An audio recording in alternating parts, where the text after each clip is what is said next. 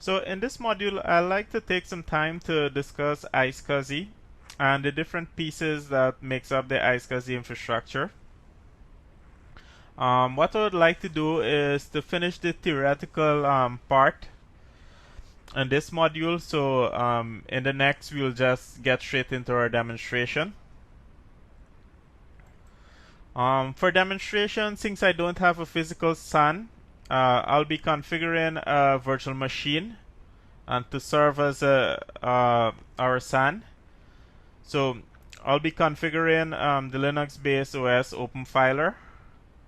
I'll be configuring OpenFiler and Windows Server, both as our SAN. So you guys could have an idea how to configure both to use in your lab environment, for example.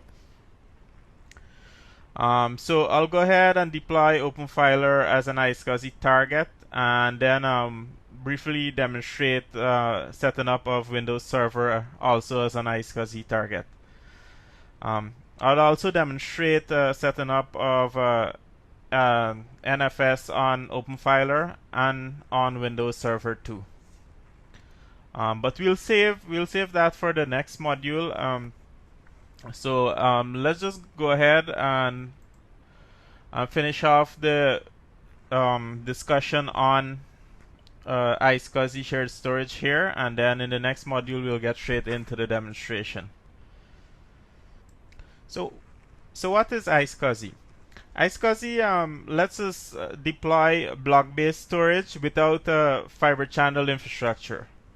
Okay, so it encapsulates SCSI control and data into TCP/IP packets, which in turn are then encapsulated in our Ethernet frames.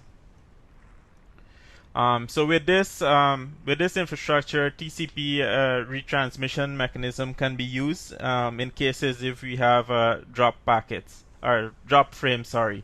So in the iSCSI storage infrastructure, it is made up of the iSCSI initiator, which would be the ESXi host in our case, and the iSCSI target, which would be our iSCSI SAN. So let me just pull up my next slide here. iSCSI utilizes iSCSI qualified names, or IQN. This is used to identify both the target and the initiators.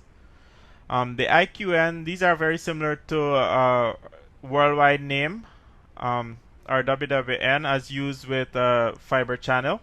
So generally when we're setting up communication between our initiator, which would be our host, and our iSCSI target, we'd want to ensure that the initiator and the target, they are both on the same broadcast domain or subnet. So basically you won't have any routing involved from the initiator to the target. The LUNs that are on our iSCSI target, each would be represented as a separate storage volume, a storage volume from which we could then carve out our data store from. Okay, but we'll get into the demonstration of setting up the iSCSI target and then discovering our LUNs and then creating data stores for storing our virtual machines from that. We'll get into all of that before we finish our storage section. Also, there are two ways where we could discover, or how we could discover, our iSCSI target. We have both the static and the dynamic discovery method. Actually, I have a separate slide which will deal with this in a little bit. So let's move on from here. So next we have the different types of iSCSI connections. We have three different types here. We have our software initiator, and this is what we'll be using in our demonstration. We have the dependent hardware initiator and also the hardware initiator. Okay, so the software iSCSI initiator, this is built into the VM kernel, and it allows us to connect our host to the iSCSI target through our regular network adapters. Okay, so all of the iSCSI processing, this would be done in software, okay, by the VM kernel. So with software based iSCSI initiator, we are using iSCSI technology without sourcing any specialized hardware adapters in our ESXi host. All right. Next in the list there we have our dependent hardware iSCSI initiator. This generally is a standard network adapter that depends on the VM kernel for networking, but it also have your iSCSI offload functionality built into the card. So as the name suggests, the dependent hardware iSCSI initiator, it depends on VMware networking. So for this to work, we would need to set up networking for our iSCSI traffic, as well as to bind the adapter to a VM kernel iSCSI port. Alright, this is very similar with how you would configure the software iSCSI initiator. Finally, in the list there, we have our independent hardware iSCSI initiator. With this, the adapter would have its own networking and iSCSI offload capabilities built into the NIC. So it would not depend on the VM kernel for networking functionality, sorry. So basically the hardware would handle all the iSCSI traffic, network processing, and management traffic.